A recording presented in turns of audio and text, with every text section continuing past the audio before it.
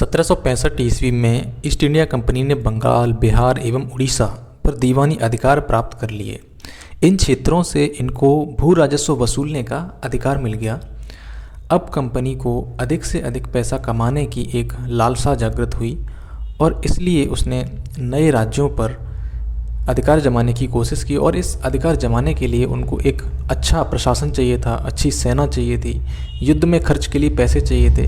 इसके लिए उन्होंने अधिक से अधिक भू राजस्व वसूली पर ध्यान केंद्रित किया और इसी क्रम में उन्होंने स्थायी बंदोबस्त, रैयतवाड़ी बंदोबस्त और महालवाड़ी व्यवस्था जैसी भू राजस्व वसूली की 2-3 पद्धतियों को अपनाया।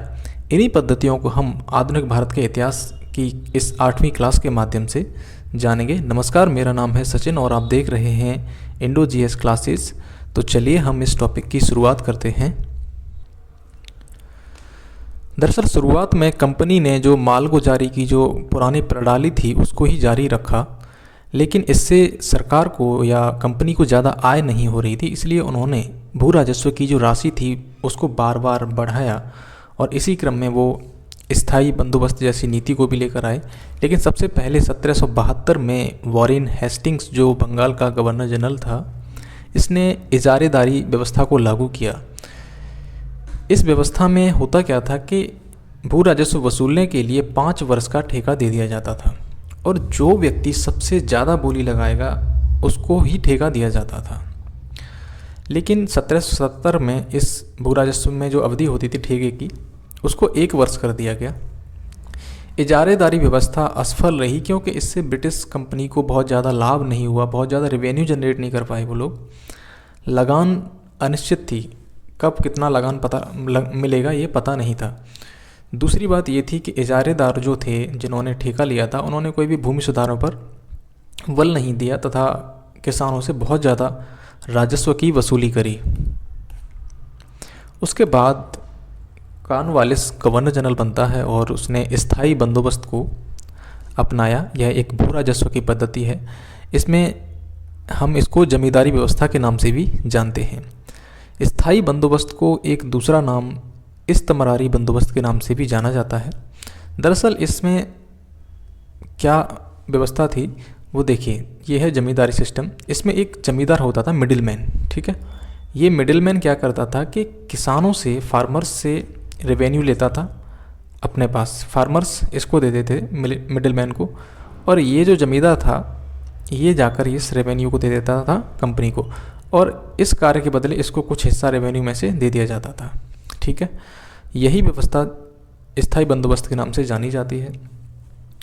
इस व्यवस्था को सर्वप्रथम गवर्नर जनरल कॉर्नवालिस ने 1790 ईस्वी में 10 वर्ष के लिए एक ट्रायल फेज़ में लागू किया कि ये कहाँ तक सफल होगी, लेकिन 1793 में इसको स्थायी रूप से लागू कर दिया गया। स्थायी बंदोबस्त को अपनाने में कॉर्नवालिस को एक अंग्रेज़ अधिकारी जॉन शोर इसका सहयोग मिला।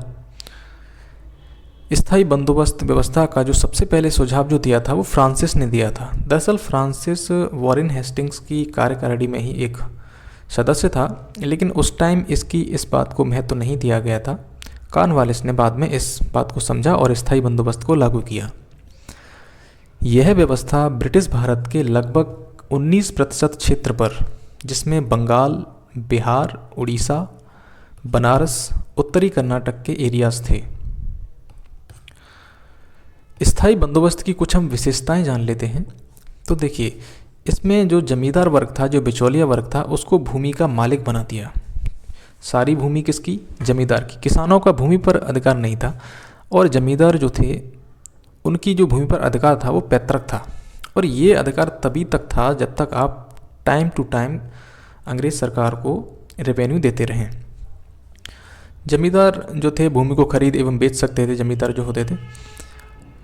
इसमें जो सरकार और जमींदार का हिस्सा था वो 10/11 तो सरकार को मिलता था। जो राजस्व वसूली की जाती थी उसमें से 10/11वां हिस्सा सरकार का था, मतलब ईस्ट इंडिया कंपनी का, और वहीं वसूली की राशि का 1/11वां भाग जमींदार को मिलता था। ये राजस्व कोई उत्पादन के हिसाब से नहीं बल्कि भूमि का किराया था। ये दरअसल भूमि का किराया ऐसे समझिए आप कि ये कोई भूमि का एक टुकड़ा है। पहले क्या होता था कि यहाँ पर जितना भी उत्पादन होगा उसका गवर्नमेंट को 10% या 20% जो भी राशि होगी वो वसूली जाती थी उत्पादन के हिसाब से। ठीक है, मान लिया पहले 100 किलो का उत्पादन हुआ इस खेत से और 20% जो है राशि है, तो किसान को मिल गया 80 किलो किसान को और 20 किलो चला गया सरकार को। लेकिन अंग्रेज़ों ने क्या किया कि ये जो भूमि का टुकड़ा है, इन्होंने कहा हमें आपके उत्पादन से कोई मतलब नहीं है, हमें आप महीने पर 50 रुपये दे दीजिए बस, चाहे आप फसल करो या मत करो। ठीक है, ये जो नंबर्स हैं ना मैंने रैंडमली मान लिए हैं, आगे पीछे भी हो सकते हैं। ठीक है, ये ऐसा नहीं कि 50 रुपये ही उन्होंने टैक्स लिया होगा। तो 50 रुपये उन्होंने कह दिया कि इतनी राशि हमें दे दीजिए, आपका उत्पादन हो, चाहे बारिश हो, चाहे बाढ़ आए, फसल बर्बाद हो जाए, उससे हमें कोई मतलब नहीं है, आप साल पर हमको इतना रेवेन्यू दे दीजिए। ठीक है, तो ये था रेंट, एक तरह से रेंट था ये। सार्वजनिक भूमि जो थी, जैसे कि चारागाह जहाँ अपनी गाय भैंस चरा सकते थे, जंगल जहाँ तालाब जैसे मछली पाल सकते थे, जंगल से कई सारी वस्तुएं जुटा सकते थे, इन सबको जमींदारों के अधिकार में कर दिया गवर्नमेंट ने। सरकार का जो किसानों से कोई प्रत्यक्ष संबंध नहीं था, इसमें जमींदार बिचौलिया वर्ग था। ठीक है, 1794 में स्थायी बंदोबस्त के तहत एक कानून लाया जाता है जिसे कहते हैं हम सूर्यास्त कानून। दरअसल इस कानून में यह कहा गया था कि इस डेट तक कोई एक डेट फिक्स कर देते थे, ये मान लीजिए 17 तारीख डेट फिक्स कर दी, अगर आपने इस डेट तक रेवेन्यू सरकार तक नहीं पहुंचाया, जमींदारों की ऑर्डर था कि अगर किसी भी जमींदार ने इस तारीख तक आपने सरकार को भू राजस्व की राशि नहीं पहुंचाई तो आपकी जमींदारी नीलाम कर दी जाएगी और आपके सारे अधिकार समाप्त कर दिए जाएंगे। ठीक है, चलिए, स्थायी बंदोबस्त के उद्देश्य कभी कभार एग्जाम में पूछ लिए जाते हैं।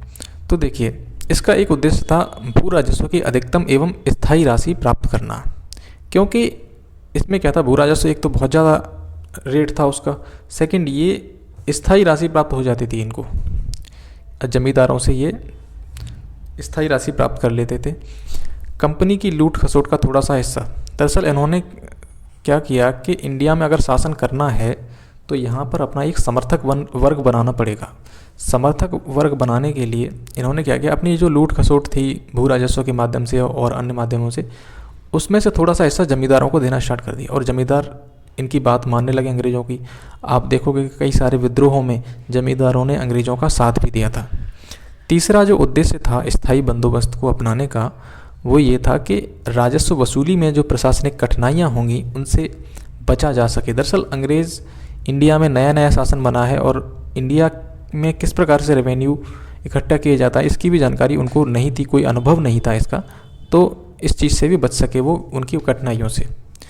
तीसरा ये कारण था कृषि का विकास करना। दरअसल इसमें भू राजस्व की राशि स्थायी थी और स्थायी होने के कारण अगर कोई किसान या फिर जमींदार अगर अपना उत्पादन बढ़ाकर ज़्यादा उत्पादन कर लेता है तो वो बढ़ाई हुई उत्पादन को अपने पास रख सकता है। ठीक है, आगे देखते हैं रैयतवाड़ी व्यवस्था। इस व्यवस्था के बाद में रैयतवाड़ी व्यवस्था अपनाई। दरअसल बाद में नहीं, ये सारी व्यवस्थाएं जो भी थीं, महालवाड़ी, रैयतवाड़ी, स्थायी बंदोबस्त, ये समानांतर एक साथ चलती रही हैं। ठीक है, स्थायी बंदोबस्त के बाद में इस व्यवस्था को अपनाया गया। दरअसल स्थायी बंदोबस्त में जो भू राजस्व की राशि थी वो निश्चित थी। अब समय के साथ जो कंपनी थी उसकी ज़रूरतें बढ़ रही थी और ज़रूरतों के हिसाब से अधिक पैसा चाहिए था, इसलिए वो स्थायी बंदोबस्त में पैसा को बढ़ा नहीं सकते थे, इसलिए इन्होंने रैयतवाड़ी व्यवस्था को लागू किया। अभी हम आगे जानेंगे कि रैयतवाड़ी व्यवस्था है क्या है। दरअसल अभी जान लेते हैं कि लागू क्यों की गई थी। सेकंड बात ये कि उत्तर भारत की तरह दक्षिण में कोई स्पष्ट जमींदार वर्ग मौजूद नहीं था, क्योंकि वहाँ पर इतने अच्छे बड़े बड़े जमींदार नहीं थे, तो इसलिए वहाँ पर ये लागू नहीं की गई। दूसरी चीज़ ये है, वहाँ की भूमि की संरचना और उत्पादकता भी बहुत डिफरेंट थी, इसलिए उन्होंने वहाँ लागू नहीं किया। रिकार्डो की विचारधारा क्या कहती है कि जो किसान होता है वो कोई प्रोडक्शन कर रहा है, उस प्रोडक्शन में किसान और सरकार, उस प्रोडक्शन को किसान एवं सरकार के बीच में बांटा जाना चाहिए। लेकिन यहाँ पर जो मिडिल मैन होता है ये बहुत ज़्यादा हिस्सा खा जाता है बीच में, जिससे किसानों का शोषण होता है और सरकार की छवि खराब होती है। इसलिए इन्होंने कहा कि इस मिडिल मैन को समाप्त कर दो और रेवेन्यू, जिससे क्या होगा कि रेवेन्यू अधिक प्राप्त होगा गवर्नमेंट को और सरकार की छवि भी बहुत अच्छी बनेगी। इसलिए इस रैयतवाड़ी व्यवस्था को अपनाया गया। इसके क्या प्रमुख प्रावधान हैं इसको जानते हैं। देखिए, इस व्यवस्था में जो भूस्वामी माना गया था वो किसान को माना गया था। स्थायी बंदोबस्त में भूस्वामी कौन था? जमींदार। इसमें डायरेक्टली किसान को मान लिया और जमींदारों को बीच से हटा दिया। ठीक है, किसान अपना टैक्स डायरेक्ट ब्रिटिश कंपनी को दे सकते हैं। ठीक है, इस व्यवस्था को सर्वप्रथम अलेक्जेंडर रीड ने 1792 ईस्वी में मद्रास के 12 महल जिले में शुरुआती स्तर पर लागू किया था। फिर 1820 में जो मुनरो होता है वो मद्रास का गवर्नर बनता है। उसके पश्चात ये पूरे मद्रास प्रांत में लागू कर देता है। मुंबई प्रांत में किसने लागू किया? तो एल्फिंस्टन नामक अंग्रेज अधिकारी ने 1825 में इसको मुंबई में लागू किया। इस व्यवस्था में समय समय पर भू राजस्व की राशि का निर्धारण किया जाता था और इसमें सामुदायिक संपत्ति जैसे कि तालाब, जंगल, चारागाह, इन सब पर राज्य का नियंत्रण कर दिया। किसका नियंत्रण हुआ? राज्य का। यह कुल ब्रिटिश भारत के 51% क्षेत्र पर लागू हुआ था। मतलब ये जो रैयतवाड़ी बंदोबस्त था, तीनों बंदोबस्त में सबसे ज़्यादा एरिया जो कवर किया था वो रैयतवाड़ी व्यवस्था ने किया था। ठीक है, अब देखते हैं आगे महालवाड़ी व्यवस्था। महालवाड़ी व्यवस्था में क्या हुआ कि एक विलेज है, अंग्रेज़ों ने एक पूरे विलेज से वसूली स्टार्ट की। ठीक है, पूरे गांव को इकाई मानकर राजस्व की वसूली प्रारंभ की। तो इसे एक उदाहरण की तरह समझते हैं कि ये एक विलेज है, यहाँ मान लीजिए 100 किसान रह रहे हैं। ठीक है, और इसी गांव में से एक मुखिया बना दिया गया अंग्रेज़ों द्वारा। ठीक है, अब ये 100 किसान मिलकर इस मुखिया को अपना जो भू राजस्व की राशि है वो प्रोवाइड करा देंगे और ये मुखिया कंपनी को जाकर दे देगा। ठीक है, इस व्यवस्था का जनक जो था हॉल्ट मैकेंजी था और जो गांव का मुखिया था उसको किसानों को भूमि से बेदखल करने का अधिकार दिया गया था। मुखिया इस व्यवस्था में बहुत ज़्यादा शक्तिशाली हुए थे। ठीक है, वो किसानों को भूमि से बेदखल कर सकते थे अगर वो राजस्व ना चुकाएं तो। यह संपूर्ण भारत के 30% एरिया पर लागू किया गया था। इसमें है हमारा मध्य प्रांत, संयुक्त प्रांत और पंजाब का एरिया। ठीक है, ये देखिए फार्मर्स है और ये बीच में इसको ला दिया लंबरदार, जिसको मुखिया कह रहे हैं, और ये ले जाकर पूरे गांव का टैक्स जो है ब्रिटिश कंपनी को दे देगा।